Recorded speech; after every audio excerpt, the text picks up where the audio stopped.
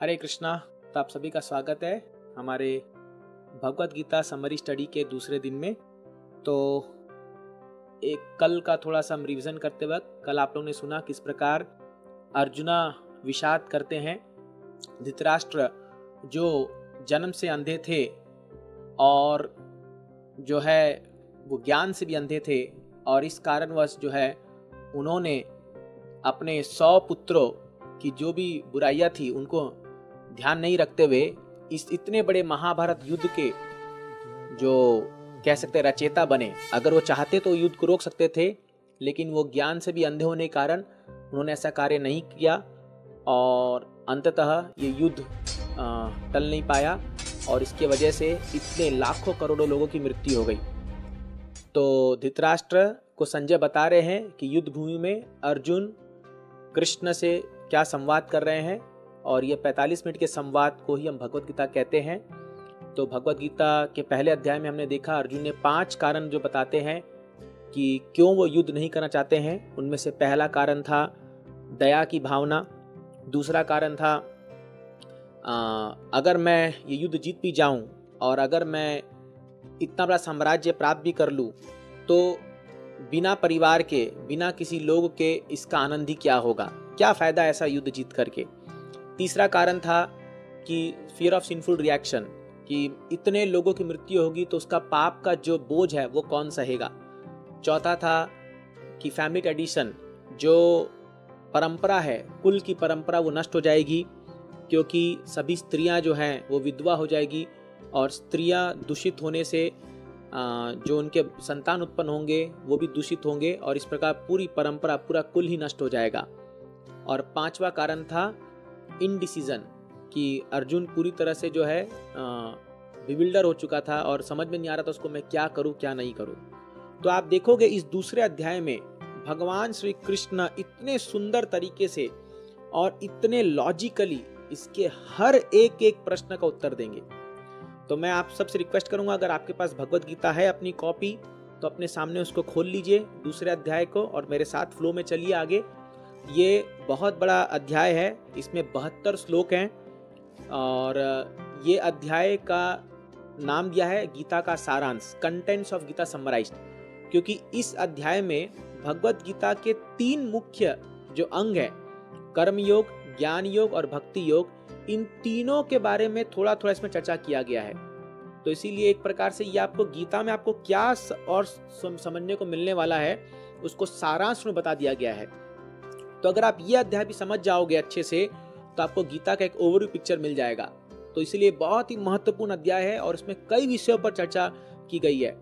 तो हालांकि 1 घंटा हमारा समय बहुत कम है इसको पूरा समझाने के लिए, लेकिन फिर भी हम प्रयास करेंगे और इसको पूरा ध्यानपूर्वक सुनिए, क्योंकि इसमें बहुत इंटरेस्टिंगली कृष्णा एक एक प्रश्न के उत्तर इतने सुंदर तरीके से अर्जुन को बताएंगे और कन्विंस करेंगे उनको कि तुम्हें युद्ध क्यों करना चाहिए। तो क्या होता है, जब पहला अध्याय धृतराष्ट्र सुनते हैं संजय से, तो धृतराष्ट्र के मन में एक हर्ष उत्पन्न होता है, चलो अच्छा हो गया, अब अर्जुन जो है वो शायद युद्ध नहीं करेगा। और ये तो पहली ही हार मान गया, युद्ध स्टार्ट भी नहीं हुआ और अर्जुन पहली हार मान गया, पहली हथियार गिर दिया, तो हमारा आधा काम तो हो गया।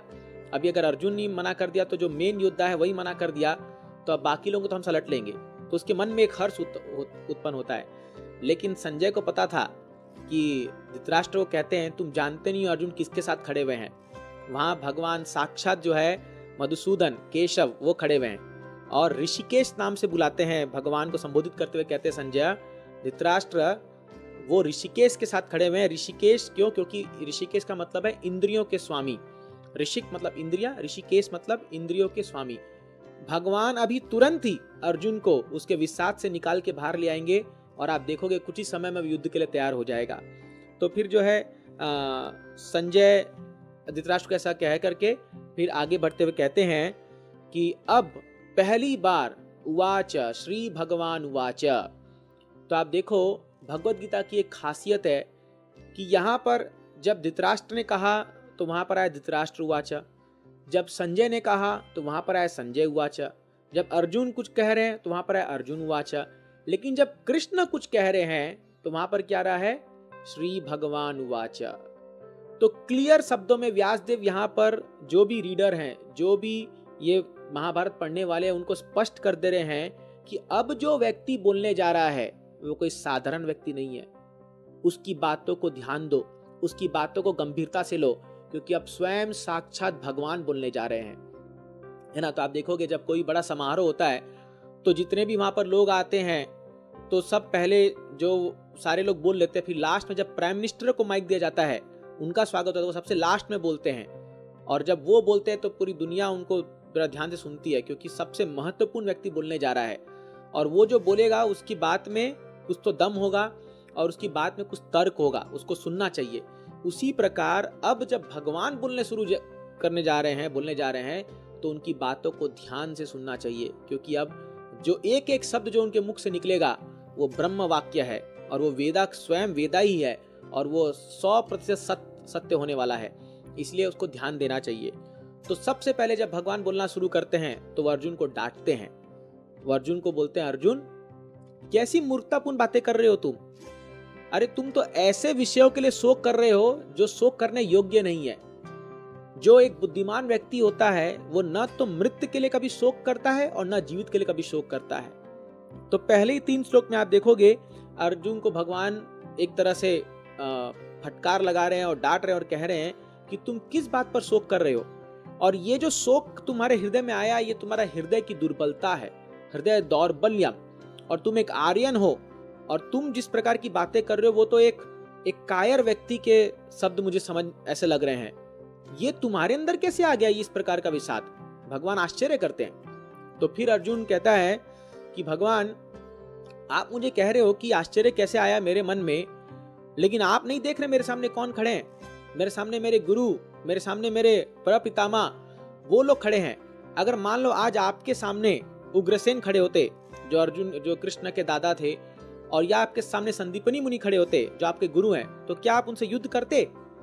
तो अर्जुन भगवान को इस प्रकार से प्रश्न पूछ रहे हैं, कह रहे आपने मेरे रथ को मेरे गुरु और मेरे दादा के सामने रख दिया, और आप मुझे कह रहे हैं कि तुम किस प्रकार क्यों शोक कर रहे हो, हृदय की दुर्बलता क्यों दिखा रहे हो।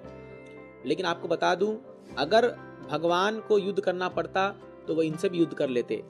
भगवान के ही एक अपने पुत्र जिनका नाम बानासुर था, भगवान ने परवाह नहीं करी और उनकी भी मृत्यु हो गई भगवान के हाथों, क्योंकि उसने अधर्म का पालन किया। देखिए, जब धर्म और अधर्म की बात आती है तो भगवान अपने परिवार वालों को भी नहीं देखते हैं। भगवान ने पूरा, आप देखोगे यादवों में जब युद्ध हुआ तो भगवान के सारे परिवार वाले थे, लेकिन भगवान ने सबका विनष्ट करवा दिया। तो अर्जुन भगवान को इस प्रकार से काउंटर आर्गुमेंट कर रहे हैं। और फिर अर्जुन कहते हैं, अरे इससे अच्छा तो होता कि मैं भिक्षा मांग करके अपना जीवन यापन कर लूंगा। मुझे ये सब कुछ ऐसा राज्य नहीं चाहिए, मुझे कोई युद्ध नहीं चाहिए, मुझे कोई सुख नहीं चाहिए, मैं भिक्षा मांग करके चला जाऊंगा। और सोचिए, वो अर्जुन जो कह रहा था बड़ी बड़ी बातें कि मैं पूरे महाभारत तो अकेले जीत लूंगा, युद्ध कर लूंगा, आज वो क्या बोल रहा है, मैं भीख मांगूंगा जा करके। इससे बड़ी दुर्दशा और क्या हो सकती है क्षत्रिय के लिए कि वो इस स्थिति पर आकर पहुंच गया है कि वो भिक्षा मांगने के लिए तैयार हो गया। अभी युद्ध शुरू भी नहीं हुआ है, ये जस्ट माइंड का गेम है। सोचिए, ये मन में उसके क्या रहा है कि मुझे कटोरा दे दो, मैं जा रहा हूं भिक्षा मांगने के लिए जंगल में। और फिर अर्जुन जो है वो अब 6ठे श्लोक में वो भगवान को शरणागत होता है और वो कहता है, भगवान अब मेरा मन पूरी तरह से विचलित हो चुका है और मैं कुछ नहीं जानता मैं क्या करूं। अब मैं आपका शिष्य हूं। कार्पण्य दोषोपहता स्वभाव पृच्छामि धर्म समूढ़चेतः शिष्यस्ते हम साधि माम तम प्रपन्नम। हे भगवान, ये कृपणता के कारण धर्म सम्मूढ़चेता, मेरी चेतना जो है वो मूढ़ हो चुकी है और मैं धर्म संकट में फंस गया हूं। क्या करूं क्या नहीं करूं मुझे कुछ समझ में नहीं आ रहा। और आप जो है शिष्यस्ते हम, मुझे अपना शिष्य स्वीकार करो, और माम तम प्रपन्नम, मैं आपको शरणागत होता हूं। पहली बार अर्जुन जो है आज शिष्य के रूप में भगवान शरणागत हो रहा है। अब तक अर्जुन और भगवान के बीच में एक मित्र का संबंध था, और अर्जुन और भगवान इतने घनिष्ठ मित्र थे, साथ में उठना बैठना खाना सोना सब एक साथ करते थे। तो कभी कभी फ्रेंड्स में जो है, मित्रों में थोड़ा लूज टॉक चलता है, बट एक गुरु और शिष्य में लूज टॉक नहीं चलता।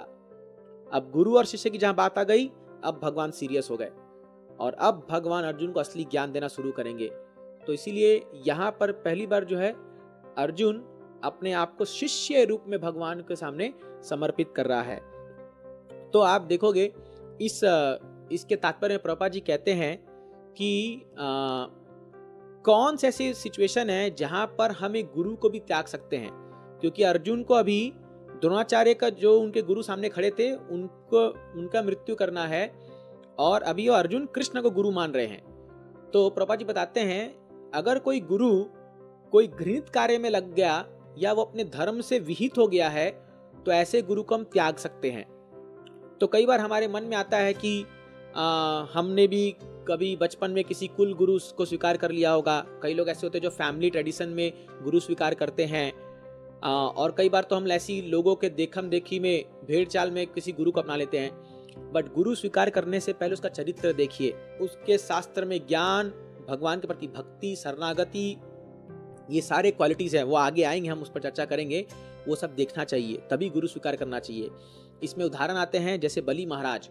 तो बलि महाराज के गुरु थे शुक्राचार्य, लेकिन जब बलि महाराज के सामने वामन देव आए तो शुक्राचार्य ने बलि महाराज को वामन देव को शरणागत होने से रोका और बलि महाराज ने तुरंत उनका बहिष्कार कर दिया। बोले तुम गुरु नहीं हो सकते। जो गुरु भगवान को शरणागत होने से रोक रहा है वो किस प्रकार का गुरु?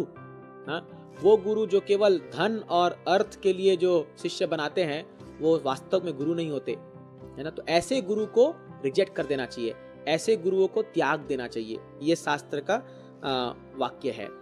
तो इसी प्रकार इवन भीष्मदेव, तो जब युधिष्ठिर महाराज युद्ध के बाद उनको शोक हो गया था तो भगवान कृष्ण युधिष्ठिर महाराज को लेके गए थे भीष्मदेव के पास ज्ञान पाने के लिए।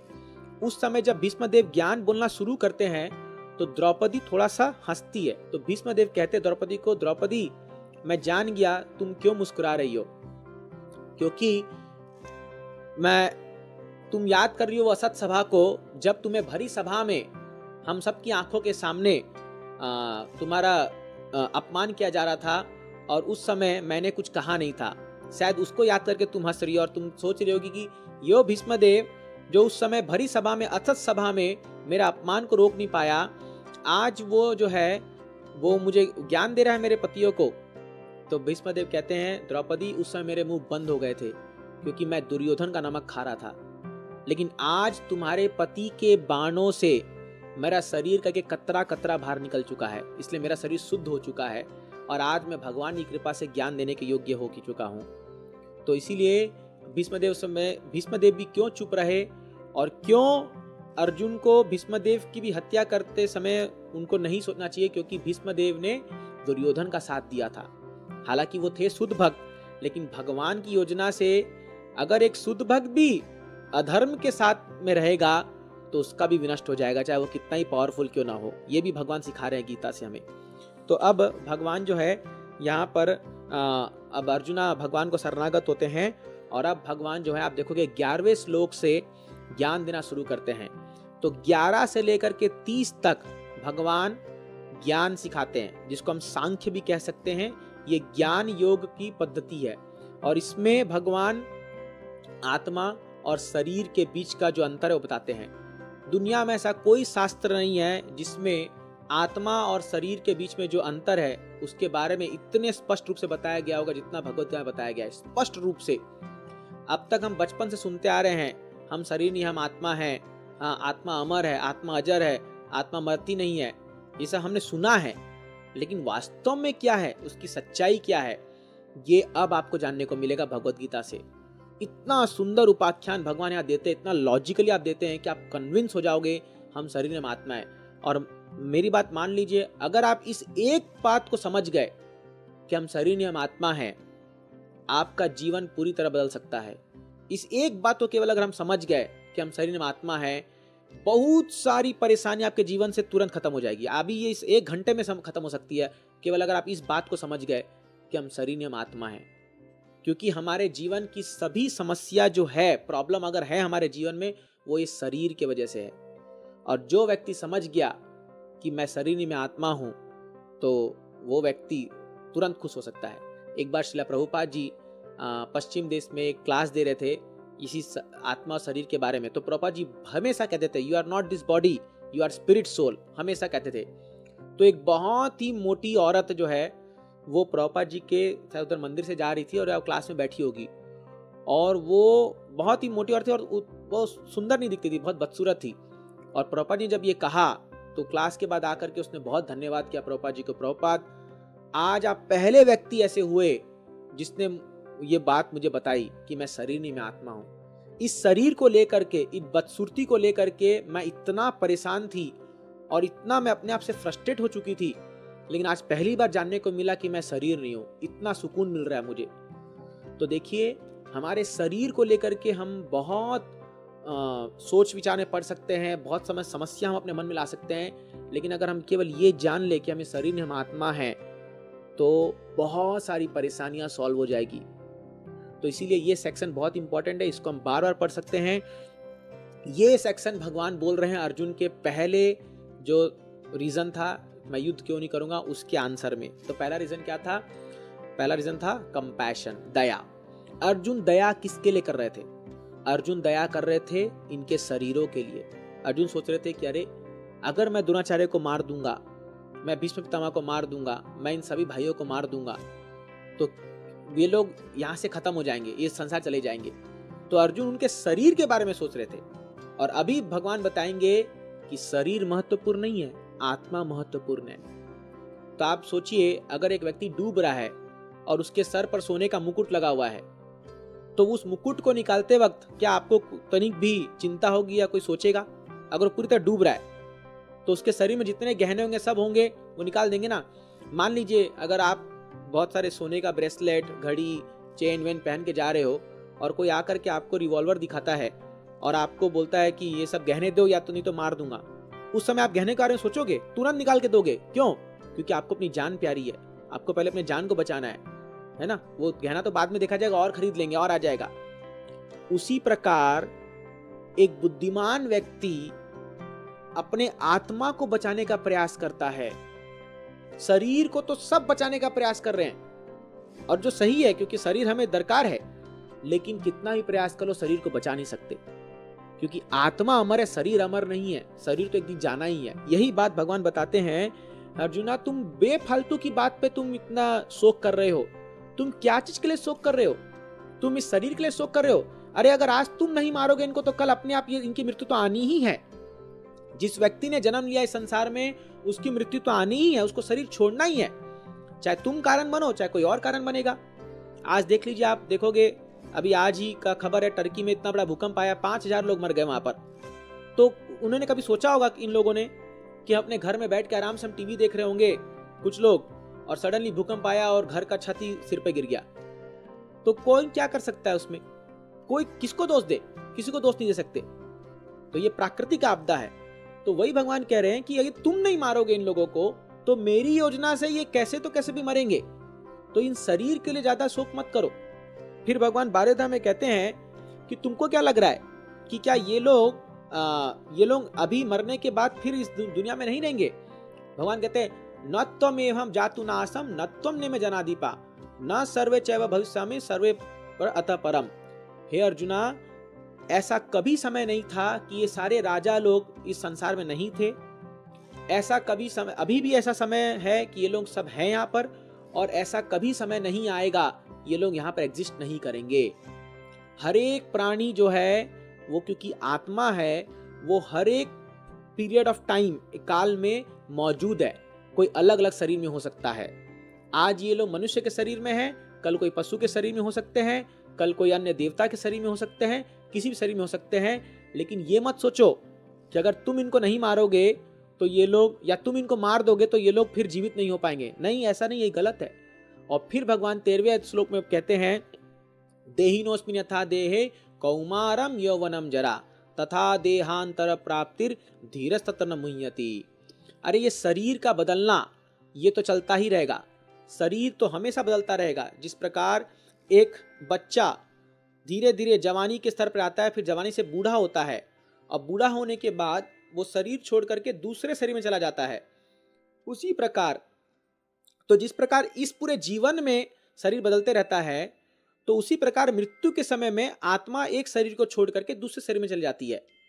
एक धीर पुरुष जो होता है, वो ये जो चेंज देख करके कभी घबराता नहीं है, न मुह्यति, वो घबराता नहीं है। तो आप देखिए, अगर मान लीजिए आप किसी अपने रिलेटिव के यहाँ 10-15 साल बाद जाते हो और आप एक बच्चे को देखते हो, अरे ये तो छोटा सा बच्चा था, कितना बड़ा हो गया अभी तू। उसका शरीर देख करके अचानक से बड़ा हो जाता है, तो उस समय हम लैमेंट करते हैं क्या? हम तो उसमें शोक नहीं मनाते ना। तो उसी प्रकार अभी उसका वो आप सब लोग अपने अपने 10-15 साल पुरानी फोटो देखिए और कंपेयर कीजिए। आज आप सब बदल चुके हो। इवन साइंस भी ये बात मानता है कि ये शरीर प्रत्येक क्षण बदल रहा है, प्रत्येक क्षण ये शरीर बदलते जा रहा है। तो जब मृत्यु आती है तो दूसरा शरीर ले लेगा ये आत्मा, तो उसमें इतना शोक क्यों करना? इतना आसान नहीं है, ये बोलना आसान है, बट जब किसी अपनों की मृत्यु हो जाती है तो बड़ा दुख होता है, बड़ा कष्ट होता है उस समय। हाँ, क्यों? क्योंकि उस समय हम उनसे बिछुड़ जाते हैं। लेकिन भगवान कहते हैं धीरस्ततन मुह्यते, एक धीर पुरुष जो है वो समय शोक नहीं करता, क्योंकि वो जानता है कि ये व्यक्ति अपने अगले गंतव्य में चला गया है, अब अपने अगले डेस्टिनेशन में जा रहा है, इसलिए वो धीर है। ऐसे धीर पुरुष का होना बहुत रेयर होता है, ऐसे लोग, ऐसे मिलना। क्यों? क्योंकि इस दुनिया में 99.9% जो लोग हैं वो केवल शारीरिक चेतना में पड़े हुए हैं, और वो शरीर को ही सब कुछ मानते हैं, और वो केवल जानते हैं कि शरीर, अगर जब तक शरीर मस्त है सब कुछ अच्छा है, और अगर शरीर को कुछ हो गया मतलब सब कुछ खत्म हो गया। लेकिन ये धीर पुरुष ऐसा नहीं मानते। फिर भी अर्जुन जो है उसको इसका सांत्वना नहीं हो रही है। फिर भी अर्जुन जो कह रहा है नहीं नहीं नहीं, अगर मेरे गुरु चले जाएंगे, मेरे दादा चले जाएंगे तो मेरा उनसे बिछुड़ हो जाएगा, मैं कैसे ये शोक को सहूंगा। तब भगवान कहते हैं अर्जुना, ये जो तुम्हें शोक हो रहा है ये तुम्हें केवल इंद्रिय के स्पर्श से हो रहा है। मात्रा स्पर्शास्तु कौन्तेय शीतोष्ण सुख दुखदा आगमो अपाइनो अनित्य ताम स्थित भारत। हे अर्जुना, मात्रा स्पर्श, इंद्रियों के, इंद्रिय विषय वस्तु के स्पर्श आने से हमें सुख और दुख मिलता है ना। हमें सुख और दुख, जिस प्रकार आप रसगुल्ला मुंह में डालोगे तो मीठा लगेगा, करेला डालोगे कड़वा लगेगा। तो जैसे ही रसगुल्ला टच में आया मीठा लगने लग जाता है, तो अरे बड़ा आनंद, वाह कितना अच्छा लगा। कोई करेले का जूस लाके दे दिया, जैसे ही जीभ के स्पर्श में आया, कितना कड़वा है। तो सुख और दुख केवल इंद्रियों से आता है। हाँ, जैसे अभी ठंड का मौसम गया तो ठंड में लग रहा है अरे अरे अरे बहुत ठंडी है, गर्मी आ जाए, गर्मी आ जाए। अब जब गर्मी आएगा तब बोलेंगे अरे अरे बहुत गर्मी है, ठंड, थोड़ा एसी में जाते हैं। तो ये चलता जाएगा, सुख दुख हमेशा जीवन में, ये दोनों की डुअलिटी हमेशा चलती रहेगी। आगमो अपाइनो अनित्य, आएगा चला जाएगा, ठहरता नहीं है, ये रुकेगा नहीं। तो जिस प्रकार मौसम का चक्र बदलता रहता है, गर्मी सर्दी आती है, उसी प्रकार सुख और दुख आएगा और जाएगा, लेकिन इसको सहना सीखो। तितिक्षस्व भारत, सहते रहो इसको। जो व्यक्ति इसको सहना सीख गया वो जीवन को जीना सीख जाएगा। जो नहीं सहना सीखेगा, जो सहनशील नहीं बनेगा, वो इसको नहीं सह पाएगा। इसलिए अर्जुना, आज तुम्हें तुम्हारे जीवन में ये दुख आया का कारण आया है कि तुम्हें युद्ध करना है, इसको सहो। हे भारत, इसको सहो, तितिक्षस्व, इसको सहना, सहन शक्ति करना, इसको सीखो। तो अब भगवान अगले श्लोक में कहते हैं, यम ही न व्यतीयन्ते पुरुषम पुरुषर्षभा सम दुख सुख शमी समृत्वा कल्पते। जो व्यक्ति ये सुख और दुख को सहना सीख गया और समभाव रहना सीख गया, वो व्यक्ति इस संसार से मुक्ति प्राप्त करने के योग्य बन जाता है। कौन व्यक्ति संसार से मुक्ति प्राप्त करने के योग्य बनता है? जो सुख और दुख दोनों को सहना सीख जाता है। आप कहोगे हम दुख को तो सह सकते हैं, सुख को सहना क्यों? सुख को सहना का थोड़ी होता है, यह सुख को भी सहना पड़ता है ना। आप देखोगे कभी कभी सुख में आदमी इतना ज्यादा एक्साइट हो जाता है कि वो, जैसे एक बूढ़ा व्यक्ति था, तो उसको एक सुंदर कोई एक लड़की से शादी होने वाला था उसका, तो वो इतना एक्साइट हो गया, इतना ज्यादा उत्सुक हो गया कि मेरे एक सुंदर लड़की से शादी होने वाला है, उसको हार्ट अटैक आ गया और वहीं उसकी मृत्यु हो गई। तो कभी कभी सुख भी जैसे कभी मान लो किसी करोड़ रुपए लॉटरी लग गई, तो इतना एक्साइट हो जाता है कि बस पागल हो जाता है, वो सुख सहन नहीं होता है ना। तो सुख और दुख दोनों को सहना पड़ता है, और दोनों आएंगे, अपने समय से आएंगे, समय से चले जाएंगे। लेकिन जो एक धीर पुरुष होता है वो इसमें समभाव रखता है। ठीक है, अभी सुख आ रहा है, ठीक है, ये चला जाएगा, फिर दुख भी आएगा मेरे। और जब दुख आता है तो जितना आप सुख में एंजॉय करोगे उतना दुख में दुखी होगे। तो इसलिए जब सुख आता है तब समभाव रखिए, तो क्या होगा, फिर जब दुख आएगा तभी आप समभाव रहोगे, मतलब आप जीवन जीने की पद्धति सीख जाओगे फिर, है ना। ये है art of living, actual art of living, कि कैसे जीवन जीना है, सुख और दुख में समभावना। और ये थीम का आप देखोगे भगवान गीता में कंटिन्यूअस बोलते जाएंगे, हर एक चैप्टर में लगभग ये श्लोक आएगा, आप देखना कि सुख और दुख को सहो अर्जुन सहो, इसको सहते रहो इसको। ठीक है, फिर आगे भगवान बोलते हैं, फिर भगवान आत्मा के पूरे गुण बताते हैं 30वें अध्याय तक कि आत्मा अजर है, आत्मा अमर है, अविनाशी है, आत्मा को न तो कोई जला सकता है, न कोई भिगा सकता है, न उसको वायु से उड़ा सकता है। जिस प्रकार हम पुराना कपड़ा शरीर को छोड़ करके दूसरा कपड़ा, नया कपड़ा स्वीकारते हैं, उसी प्रकार ये आत्मा जो है शरीर को त्याग करके नया शरीर अपनाती है ना। तो ऐसे कई श्लोक में भगवान आत्मा के बारे में सारे गुण बताते हैं और फिर अंत में बोलते हैं भगवान अर्जुन को, हे अर्जुन, ये बात जान के रख लो कि ये मेरा मत है कि आत्मा का कभी नाश नहीं हो सकता और शरीर को कोई बचा नहीं सकता। ये सत्य है, इसीलिए इस सत्य को जानते हुए युद्ध करो, अपने कर्म से पीछे मत हटो, युद्ध करो। तुम जो ये दया दिखा रहे हो इन लोगों पर, ये मिथ्या दया है, इसका कोई वैल्यू नहीं है। तो इसीलिए हम लोग के अंदर दया होनी चाहिए, लेकिन दया किस पर, यह भी बहुत बड़ा इंपॉर्टेंट पॉइंट है। किस व्यक्ति पर दया दिखानी चाहिए, है ना। तो मान लीजिए आप अगर अभी जैसे कई बार हमारे सामने कोई गरीब व्यक्ति आता है तो ऑफकोर्स हमारे हृदय में दया आती है, हम उसको पैसा देते हैं। पता चला आपके पैसे से जाके वो सिगरेट पी रहा है, वो जाके गलत काम कर रहा है, तो ये दया किस काम की। हाँ, अगर एक व्यक्ति अंधा है और आपने उसका ऑपरेशन करा के आंख बनवा दिया उसका, और वो उस आंख से जाकर गंदी गंदी फिल्में देख रहा है, तो उससे अच्छा तो वो अंधा ही अच्छा था ना। तो इसीलिए दया करना जरूरी है, दया की भावना बहुत अच्छी है, लेकिन कहाँ पर दया करना है ये भी बहुत इंपॉर्टेंट है। दया कहाँ पर, इसलिए दया आत्मा के लिए कीजिए। जो व्यक्ति संसार में है लेकिन वो भगवान के संपर्क में नहीं आ रहा, वो अपनी आत्मा का उद्धार नहीं कर रहा है, उस पर दया करो। भले एक व्यक्ति आलीशान बंगला में रह रहा होगा, करोड़ों रुपए कमा रहा होगा, बड़ी बड़ी गाड़ियां होगी, बहुत सारे खाने को सुंदर पकवान होंगे, लेकिन वो आत्म साक्षात्कार के मार्ग पर नहीं चल रहा, वो सबसे गरीब है।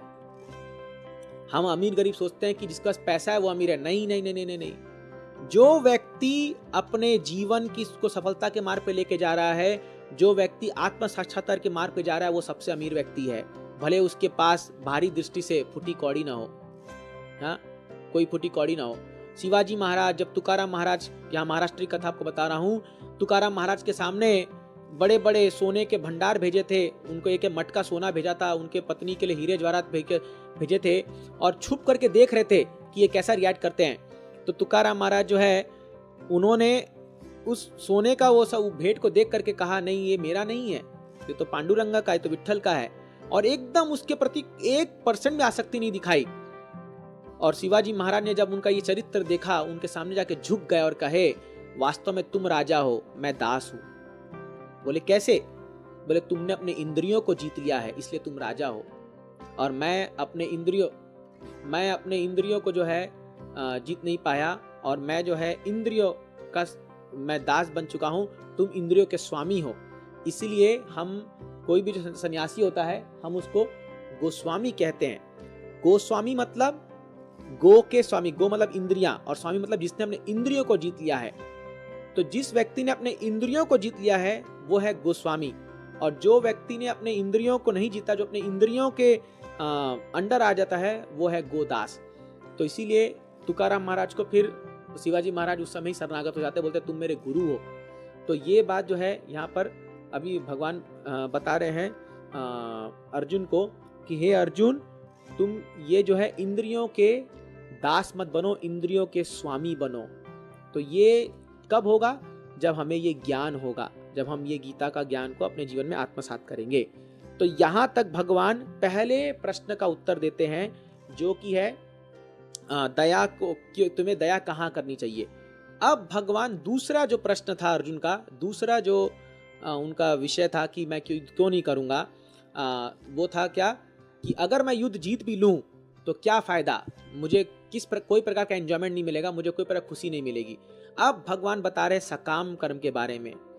तो ये जो आत्मा ज्ञान था, ये हो सकता है हमें डिफिकल्ट हो समझने के लिए, अर्जुन को समझाने के लिए। अब भगवान दूसरे एंगल से समझाना शुरू कर रहे हैं। 31वें श्लोक से आप देखोगे, भगवान बोल रहे हैं, अर्जुन तुम क्या सोचते हो, अरे तुम्हारे जीतने या ना जीतने से तुम्हें सुख नहीं मिलेगा, तुम्हें सुख मिलेगा अपना प्रेस्क्राइब ड्यूटी करने से। तुम्हारा जो नियत कर्म है, तुम्हारा जो धर्म है, उसका तुम पालन करोगे, तब तुम्हें सुख मिलेगा। यहां पर बहुत इंपॉर्टेंट कॉन्सेप्ट आता है, प्रत्येक व्यक्ति जो इस संसार में जन्म लिया है, हम सबके अपने अपने नियत कर्म हैं। जैसे 4 प्रकार के वर्ण होते हैं, ब्राह्मण, क्षत्रिय, वैश्य, शूद्र। तो ये चारों के अपने अपने कर्म होते हैं। हाँ, वो शास्त्र में मेंशन है, जब हम आगे 18वें अध्याय में इसके बारे में डिटेल में समझेंगे। उसी प्रकार से 4 आश्रम होते हैं, ब्रह्मचारी, गृहस्थ, वानप्रस्थ, संन्यास। इन चारों के अपने ड्यूटी होते हैं। उसी प्रकार स्त्री के अपने ड्यूटी होते हैं, पुरुष के अपने ड्यूटी होते हैं। हाँ, अपने अपनी मर्यादा होती है। तो प्रत्येक व्यक्ति जो अपने मर्यादा पूर्व अपने जो कर्तव्य है उसका पालन करेगा तो वो सुखी रहेगा। तो इस समाज में अभी इतना बड़ा भ्रम चल रखा है और इतना कंफ्यूजन है लोगों को अपने ड्यूटी, मेरा ड्यूटी क्या है उसको जानने के विषय में, इसलिए वो लोग सुख प्राप्त नहीं कर पा रहे हैं। खास करके अगर आप देखोगे तो अभी जैसे स्त्रियां जो हैं, अगर वो सोचेगी कि हम पुरुष के बराबर हैं, देखिए ये एक बड़ा ही डिबेटेबल टॉपिक है, लेकिन फिर भी मैं आपको बता रहा हूं, स्त्री का अपना कर्तव्य है जो कोई और नहीं कर सकता, पुरुष का अपना कर्तव्य जो वो और कोई नहीं कर सकता। अगर दोनों अपने अपने कर्तव्यों का पालन करेंगे, दोनों सुखी रहेंगे। अगर कोई भी व्यक्ति दूसरे का कर्तव्य को उठाने का प्रयास करेगा, भगवान यहाँ पर कहते हैं कि it is better to do our duty फॉल्टीली।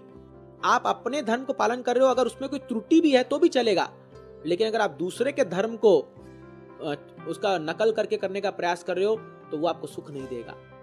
इसलिए भगवान कह रहे हैं, अर्जुन तुम कह रहे हो कि तुम जाके भिक्षा मांगोगे, ये तुम्हारा धर्म नहीं है। तुम क्षत्रिय हो, क्षत्रिय का धर्म है युद्ध करना, और युद्ध से ही तुम्हें सुख मिलेगा। भले ही तुम जीतो या हारो, उसकी परवाह मत करो। जीत हार तुम्हारे हाथ में नहीं है। अगर तुम जीत गए तो तुम राज्य का भोग करोगे, और अगर तुम हार गए तो तुम स्वर्ग लोक जाओगे। क्योंकि जो व्यक्ति अपना नियत कर्म करते हुए शरीर छोड़ता है, उसको ऊपर की गति प्राप्त होती है, उसको स्वर्ग लोक का प्राप्त होता है। वो क्यों? क्योंकि अपना कर्तव्य करते हुए छोड़ा। और भगवान कहते हैं, अरे तुम बड़े भाग्यशाली हो कि तुम्हें ऐसा मौका मिल रहा है कि तुम वीर गति को प्राप्त कर रहे हो, तुम रणभूमि में शरीर छोड़ रहे हो, तो ये तुम्हारे लिए बहुत बड़ा अपॉर्चुनिटी है, और तुम इस अपॉर्चुनिटी को छोड़ के भाग रहे हो। तो यहाँ पर भगवान उसका मिसकंसेप्शन दूर कर रहे हैं कि मुझे क्या सुख मिलेगा। भगवान कहते हैं, क्यों सुख नहीं मिलेगा? तुम तो जीत में भी सुख है, तुम तो हार में भी तुम्हारा सुख है, क्योंकि तुम हारोगे तो तुम्हारी मृत्यु होगी। क्योंकि युद्ध का एक नियम है कि क्षत्रिय में कोई भागता नहीं है पीठ दिखा करके। अगर असली क्षत्रिय तो वो या तो जीतेगा या अपना प्राण त्याग देगा वहां पर, या उसकी मृत्यु हो जाएगी। तो अगर मृत्यु हो गई तो तुम स्वर्ग लोक जाओगे, वहां भोग करोगे, और अगर जीत गए तो इस राज्य को भोग करोगे। तो इसमें कहाँ तुम्हारी कोई हानि है? तुम्हारा तो लाभ ही लाभ है। इसलिए है अर्जुन, ये मौका को हाथ से जाने मत दो। सकाम कर्म, अपने कर्म को करो। यदि तुम अभी युद्ध भूमि से भागते हो तो तुम्हारा इतना बदनामी होगा, इनफेमी होगा कि तुम किसी को शकल नहीं दिखा पाओगे। तुम क्या सोचते हो, ये दुर्योधन और ये तुम्हारे गुरु जो है सब ये कहेंगे कि अर्जुन ने हम पर दया करके छोड़ दिया? नहीं, ये तो तुम्हें कायर कहेंगे तो बुज़दिल आया था वह लड़ने के लिए, रणभूमि छोड़ के भाग गया। तो ऐसे अब और इससे बड़ी मृत्यु के कारण क्या होगा? अरे वो क्षत्रिय के लिए तो मृत्यु भली है इनफेमी से, उसका अपयश जब होगा तो। अगर एक क्षत्रिय उसका अगर कोई अपमान कर दे तो उसके लिए मृत्यु भला है। हाँ, अपमान से भला उसके लिए मृत्यु है। ये क्षत्रिय का नियम है, उसका वो अपमान बर्दाश्त नहीं कर सकता। एक ब्राह्मण अपमान सह सकता है, लेकिन क्षत्रिय कभी अपमान नहीं सह सकता। इसलिए कोई अगर उसके कर्तव्य पे, उसके वीरता पे कोई अगर उंगली उठा दे तो कभी सह नहीं सकता। ये लक्षण है क्षत्रिय का, वो कभी अपना अपमान बर्दाश्त नहीं करेगा। ब्राह्मण सहनशील होता है, वो सह जाएगा, है ना। तो इसीलिए तुम क्षत्रिय हो, तुम अगर ये कटोरा लेकर के जंगल में जाओगे भी, और यदि किसी व्यक्ति ने तुम्हें भीख देने से मना कर दिया, तुम वहीं पर उसका गला काट दोगे, क्योंकि तुम क्षत्रिय हो, तुम्हारा ये कर्तव्य नहीं है भीख मांगना। तो इसीलिए युद्ध करो।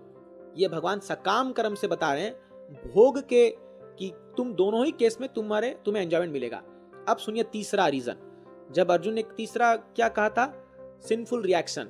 हे भगवान, इतने पाप लोगों का मुझे इतना पाप चढ़ेगा, मैं उसको कैसे उसको धो पाऊंगा? तो भगवान बता रहे हैं, अब बता रहे भगवान निष्काम कर्म योगा। तो भगवान देखिए, अभी था सकाम कर्म योगा। सकाम कर्म मतलब वो कर्म जिसका कोई फल आने वाला है, और निष्काम कर्मयोग मतलब जिसका कोई फल नहीं आने वाला। तो भगवान कह रहे अर्जुन, तुम तो बुरी उल्टी बात कह रहे हो।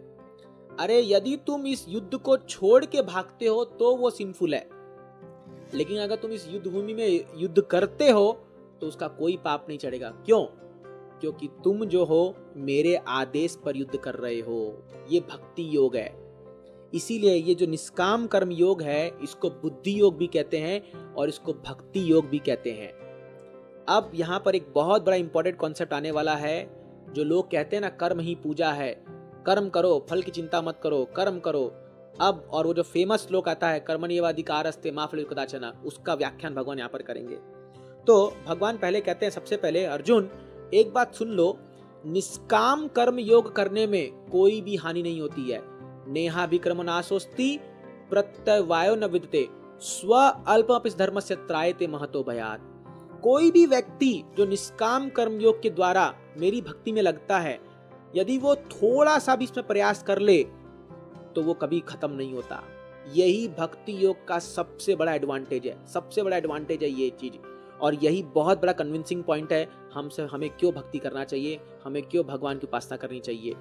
देखिए इस संसार में आप चाहे 10 करोड़ कमा लो, चाहे 100 करोड़ कमा लो, चाहे आप कितना ही PhD डिग्री हासिल कर लो, लेकिन जब आप ये शरीर छोड़ के जाओगे और आप जब अगले शरीर में आओगे तो आप क्लेम नहीं कर सकते कि मेरा तो इतना प्रॉपर्टी था या मैं इतना पढ़ा लिखा था, मेरी डिग्री वापस दो। नहीं, आपको फिर से ABCD पढ़ना पड़ेगा, फिर से पैसा कमाना पड़ेगा, सब कुछ फिर से करना पड़ेगा।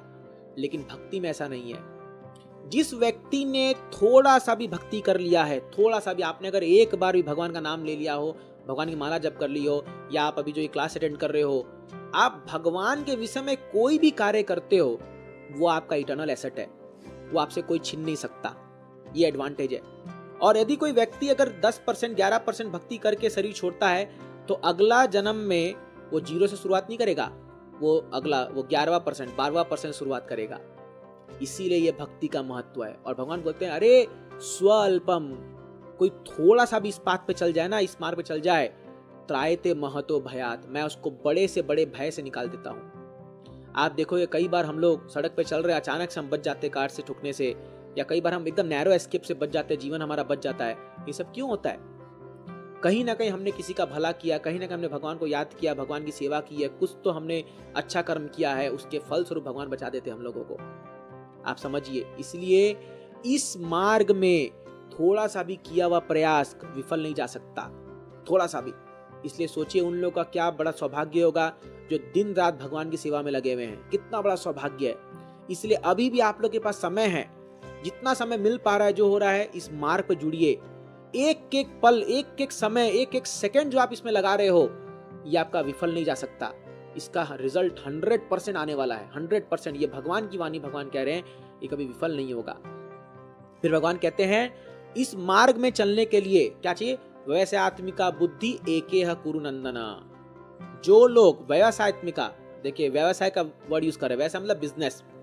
अभी आप देखो जब बिजनेस में कोई व्यक्ति नोट गिनता है, तो खासकर बिजनेसमैन को आप देखोगे जब वो नोट गिनता है तो भरे मार्केट में आप देखोगे, बड़े मार्केट में अपने गले में बैठा होता है और इतना हॉन्किंग हो रहा है, इतना हॉर्न बजता है, इतना शोर शराबा होता है, लेकिन वो बराबर नोट गिन लेता है, गड्डी गिन लेता है। वो क्यों? इसलिए भगवान यहाँ यूज कर रहे हैं वर्ड व्यवसाय। व्यवसाय मतलब फिक्स्ड इंटेलिजेंस, उसकी बुद्धि फिक्स्ड है, उसका ध्यान पूरा नोट पे है, एक एक नोट मिस नहीं होता। और कई बार तो मैंने देखा है लोगों को बिना देखे गिन लेते हैं, मतलब आंख भी ऊपर है और गिने जा रहे, नोट गिने जा रहे हैं, क्योंकि एकेह कुरु नंदना। इस प्रकार की बुद्धि चाहिए। यदि किसी व्यक्ति को अपने जीवन में सफलता प्राप्त करनी है, इस प्रकार की बुद्धि चाहिए।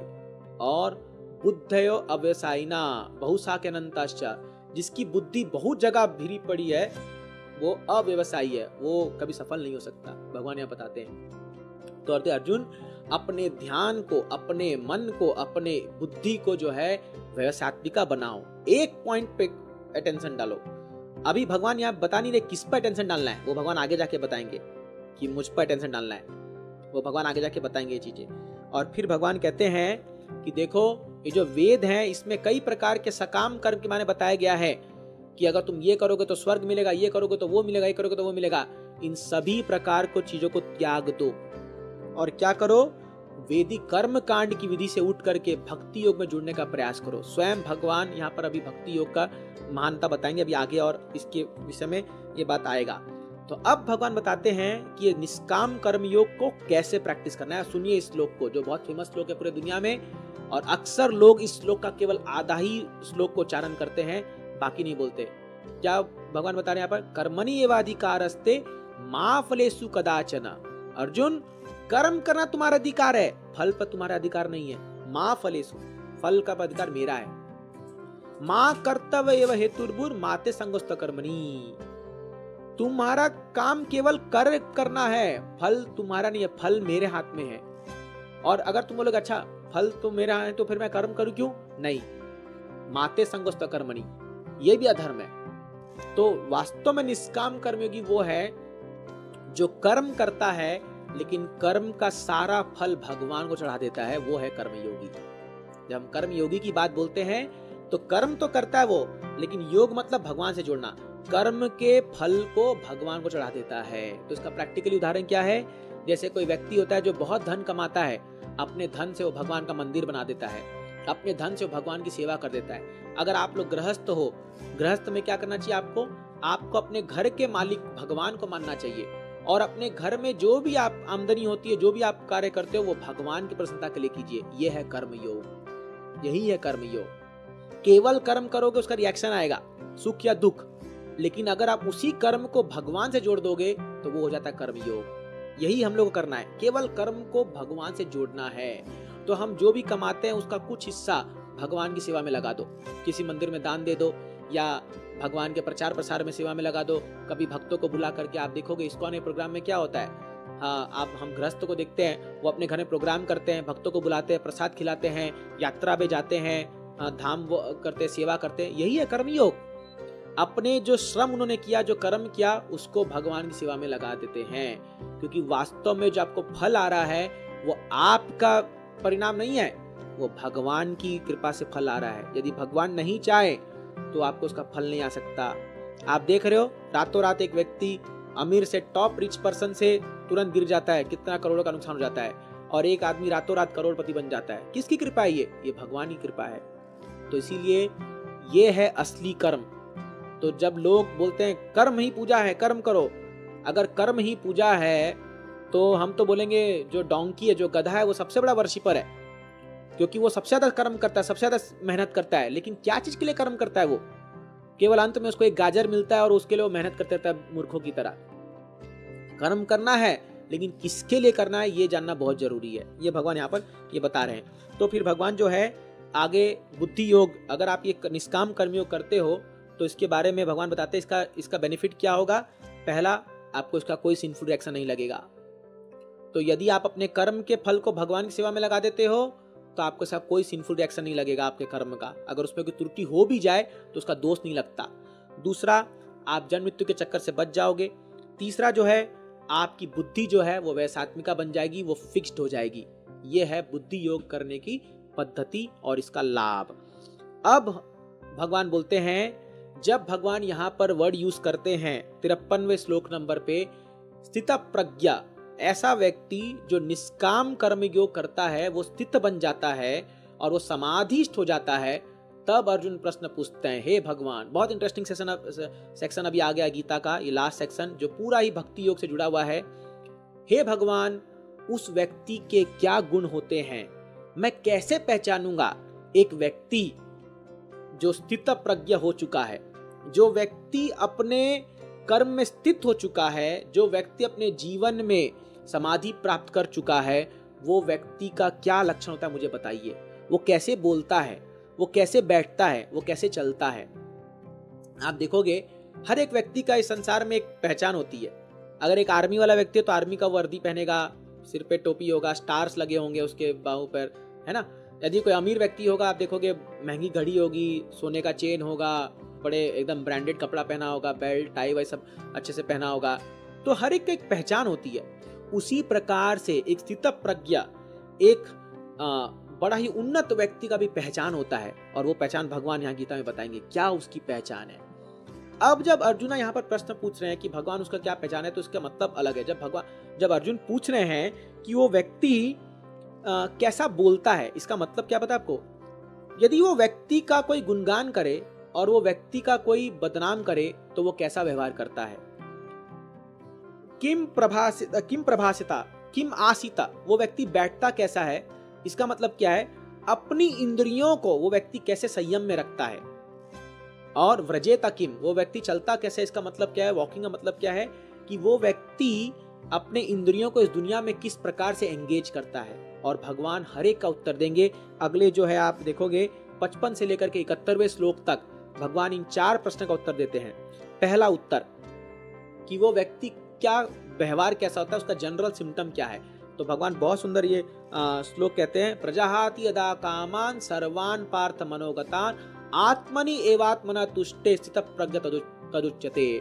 वो व्यक्ति को हम स्थित प्रज्ञा बोल सकते हैं जो अपने मन में प्रजाहाति यदा कामान सर्वान पार्थ मनोगतान, मन के द्वारा उत्पन्न अनेक प्रकार की इच्छाओं को जो व्यक्ति त्याग देता है वो है स्थित प्रज्ञा।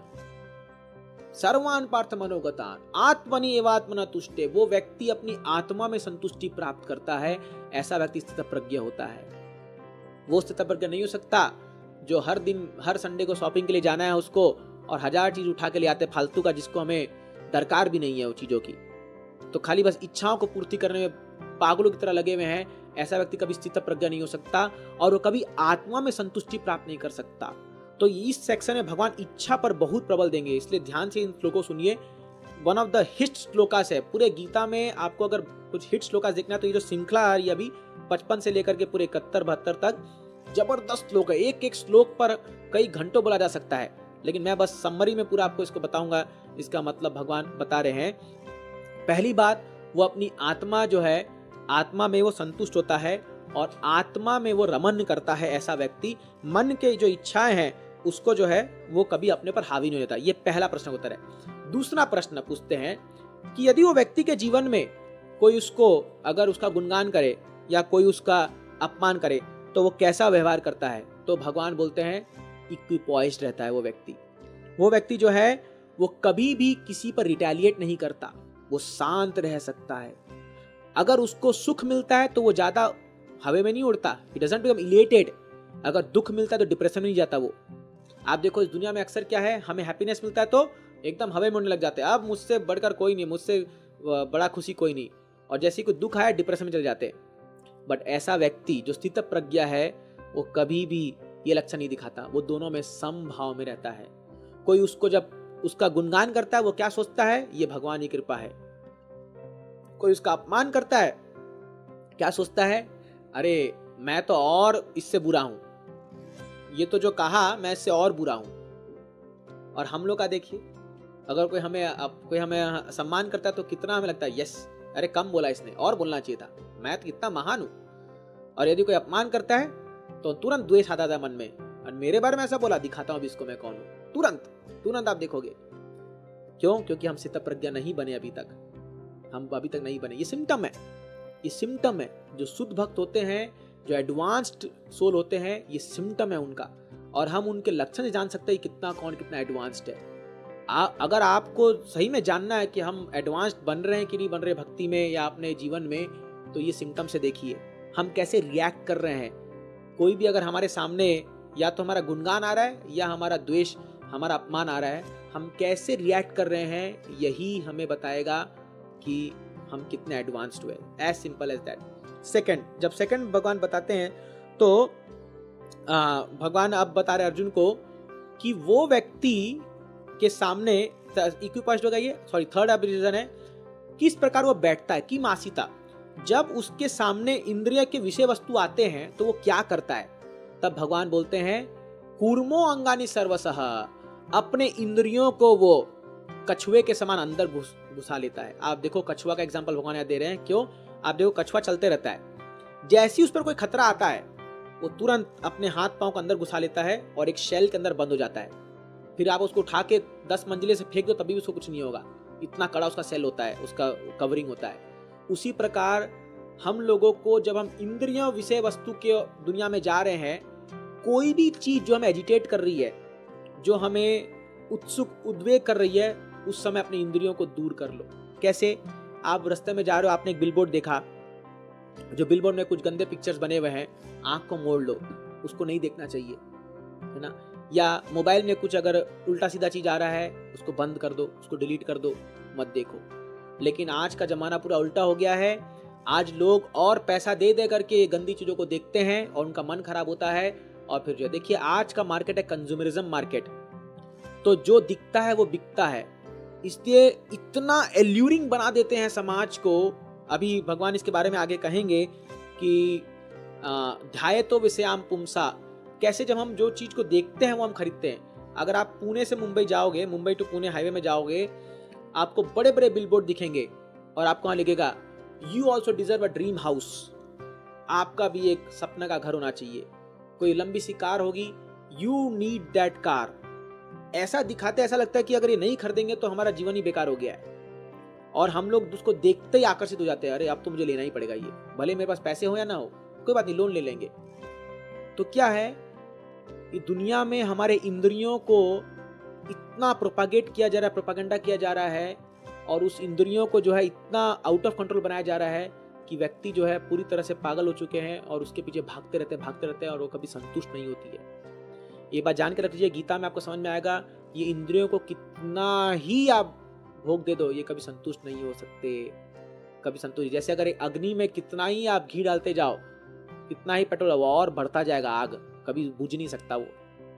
तो भगवान बोलते हैं उस समय क्या करना चाहिए, इंद्रियों को अंदर ले लो और उस अपने इंद्रियों को लूज मत छोड़ो बाहर, ये बोलते हैं, टॉर्टस एग्जांपल देते हैं। और एक भगवान ने उसका उत्तर देते हैं, भगवान बोलते हैं एक चीज है आप अपने इंद्रियों को संयम में रख लो, और दूसरा चीज है एक्सपीरियंसिंग हायर टेस्ट। रसोवर्जम रसोप्यस्य परम दृष्ट्वा निवर्तते, जो व्यक्ति ऊंचा स्वाद को प्राप्त कर चुका है वो निम्न स्वाद को फिर चखने का उसको कोई मन नहीं करेगा। मान लीजिए अगर आप 5 स्टार होटल में बैठ के खाना खाते हो और आप बहुत टेस्टी अच्छा व्यंजन खाते हो, तो आपको कोई नीचे चाल या कोई स्टॉल में आपको खाना पसंद नहीं आएगा। फिर क्यों? क्योंकि आपको ऊंचा स्वाद मिल रहा है ना। तो ऊंची पसंद ऊंचा स्वाद, है ना, ऐसा एडवर्टाइज करते हैं। तो अब ये ऊंचा स्वाद भगवान क्या बोल रहे हैं, ये है आत्म तत्व, अपने अंदर का स्वाद या अपने अंदर का टेस्ट।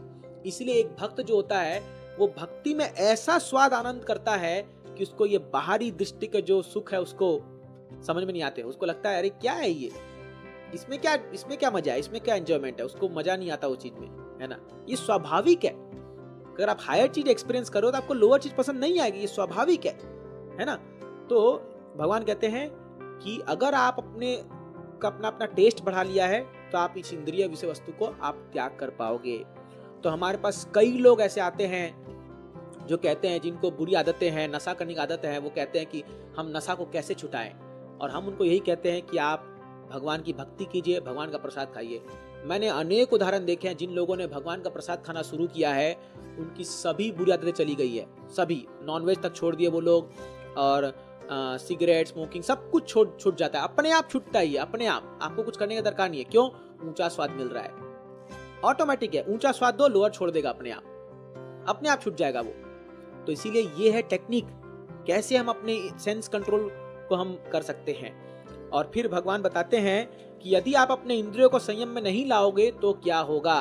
8 स्टेप में भगवान बताते हैं, ध्यायतो विषयाम पुंसा संगास्ते सुपजायते, संगा संजायते कामात, कामात क्रोधो विजायते। एकदम लॉजिकली भगवान बता रहे, देखिए गीता का कितना महत्व है, कितना सुंदर भगवान बता रहे हैं कैसे क्रोध आता है। ध्यायतो, सबसे पहले ध्यान होता है। हम कोई भी सेंस ऑब्जेक्ट को देखते हैं, हमने देखा ये बड़ी कार है, मुझे चाहिए, तो जैसी हम इच्छा प्रकट करते हैं कि मुझे ये चीज चाहिए, फिर क्या होता है, संगास्ते सुपजायते, अटैचमेंट आता है। संगा संजाते कामात, उससे फिर लस्ट आएगा, अटैचमेंट के बाद लस्ट आएगा, अब तो मुझे चाहिए ही चाहिए। अब देखिए, अगर आपके मन में काम आ चुका है कि मुझे चाहिए ही चाहिए, अगर वो फुलफिल हुआ, अगर वो पूरा हुआ तो लोभ आएगा और चाहिए, और अगर वो पूरा नहीं हुआ तो क्या आएगा, क्रोधो भी जायते, क्रोध आएगा, क्यों नहीं मिला मेरे को, क्यों नहीं मिला। इसलिए हम लोग जो है, इसलिए ये दुनिया एडवर्टाइजमेंट की है, यहाँ कुछ भी बिक सकता है, कुछ भी बिक सकता है। आप अगर आप कभी कलकत्ता से आप लोकल ट्रेन में ट्रैवल करेंगे तो आप देखोगे वहां हम लोग 2-3 घंटे का सफर करते हैं, सब कुछ बिकता है, गमछे से लेकर के जो है, नेल कटर से लेकर के सारी चीजें वो लाके आपको दिखा के बेचते हैं। खाने के पदार्थ हो, चाहे एक कंघी हो, चाहे कुछ भी हो, कुछ भी बिक सकता है वहां पर। क्यों? क्योंकि दिखा के लोगों को आकर्षित करते हैं। इवन वो नींबू से जूस निकालने का वो जो मशीन है, वो भी तक वो नींबू से जूस निकाल के बेच देते लोग, मैंने देखा, रेलवे लोकल ट्रेन में देखा मैंने। तो ये क्यों है? क्योंकि एडवर्टाइजमेंट।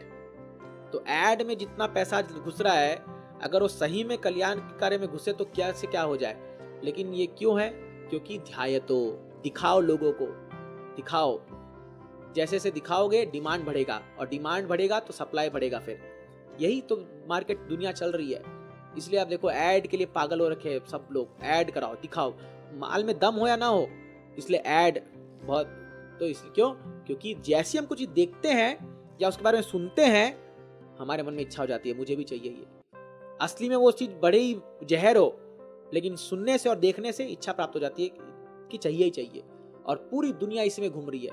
वो एक हेलुसिनेशन बना हुआ है कि अगर मुझे ये मिल जाएगा तो मैं सुखी हो जाऊंगा, लेकिन कोई सुख नहीं होता, क्योंकि वो केवल वो सुख हवे में है, केवल वो मिलता नहीं, एक्चुअली में वो होता नहीं है, वो सच्चाई नहीं होती है।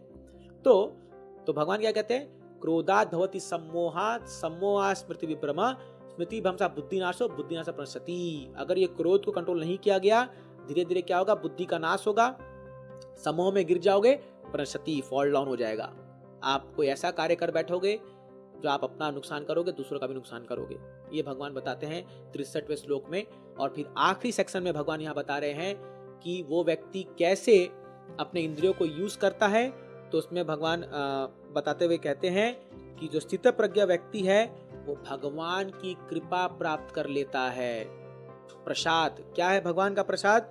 वो भगवान का प्रसाद अपने मन को संयमित रख के और नियमों का पालन करके अपने मन को जब वो संयमित रख लेता है और वो भगवान की कृपा प्राप्त करता है, और उस कृपा के वश वो जो आनंद की अनुभूति करता है, उससे उसका मन पूर्णतया शांति प्राप्त, शांति गच्छति।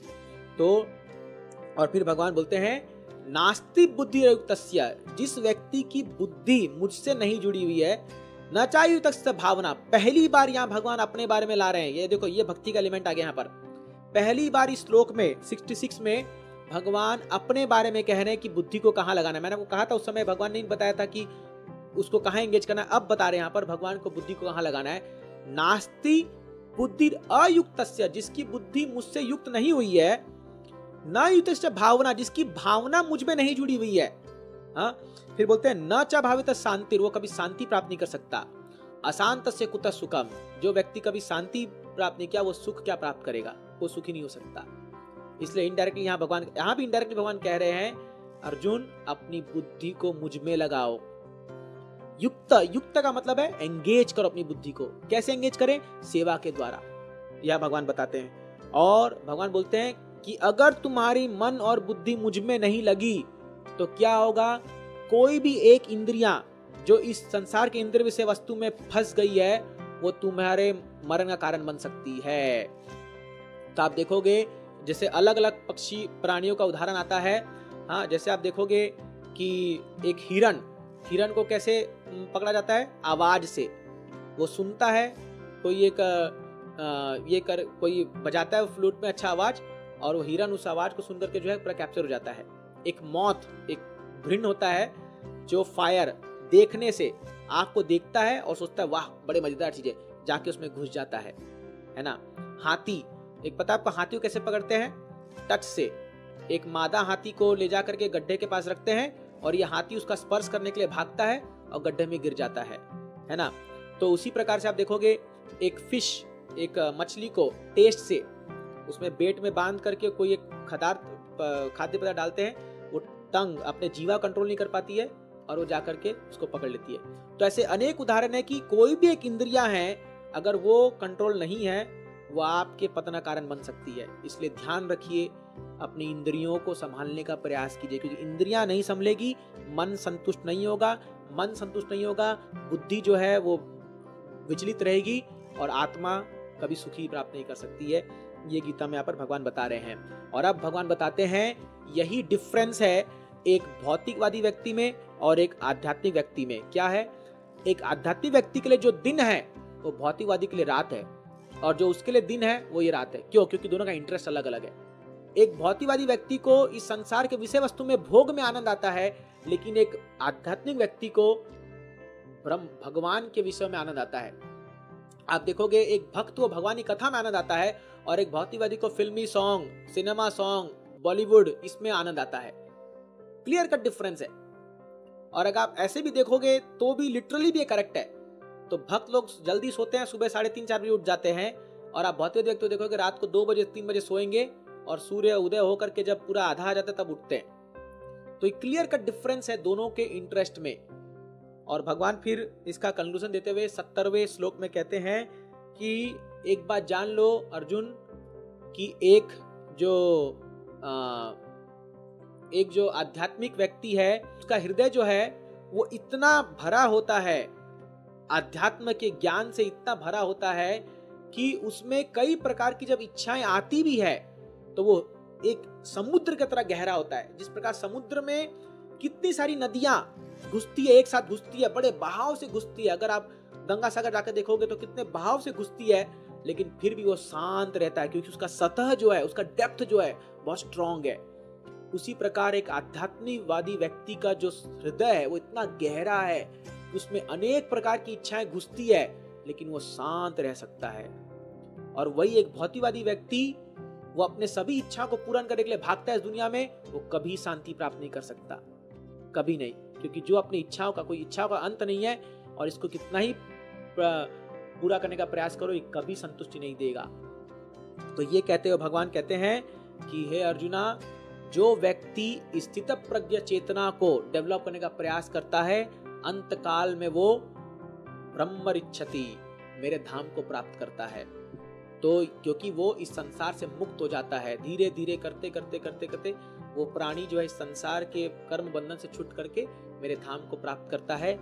ये है फायदा भक्ति योग का, या बोलो निष्काम कर्म योग का, ये बुद्धि योग का, जो भगवान इस दूसरे अध्याय को ये कहते हुए खत्म करते हैं। तो अब अर्जुन जो है कर्म योग के बारे में पहला प्रश्न पूछेंगे अगले क्वेश्चन में कि अगर आप सोचते हो कि बुद्धि जो है वो कर्म से बेहतर है तो फिर मुझे ये कर्म क्यों करने के लिए कह रहे हो, जो मैं युद्ध करूंगा वो भी तो कर्म है। तो उसका पूरा एक्सप्लेनेशन भगवान फिर से समझाएंगे डिटेल में कर्म क्या है तीसरे अध्याय में, जो कि हम कल डिस्कस करेंगे। तो आज अभी हम यहीं पर इस क्लास को समाप्त करेंगे। तो ये बहुत लंबा चैप्टर था लेकिन मैंने पूरा सारांश में इसको बताने का प्रयास किया। मैं आप सबसे रिक्वेस्ट करता हूँ अगर समय मिले तो प्लीज एक बार पढ़िए गीता खोल करके, खासकर श्रील प्रभुपाद जी के तात्पर्य को पढ़िए। प्रभुपाद जी ने इतना सुंदर समझाया, इतना सुंदर समझाया है। अगर ज्यादा नहीं है तो आप लास्ट का सेक्शन पढ़ लीजिए, एटलीस्ट 54 से 72 तक, बहुत सुंदर श्लोक है। तो और एक तात्पर्य इतना सुंदर प्रभुपाद जी बताते हैं कि आपको बड़ा आनंद आएगा पढ़ करके और बड़ा ज्ञान मिलेगा।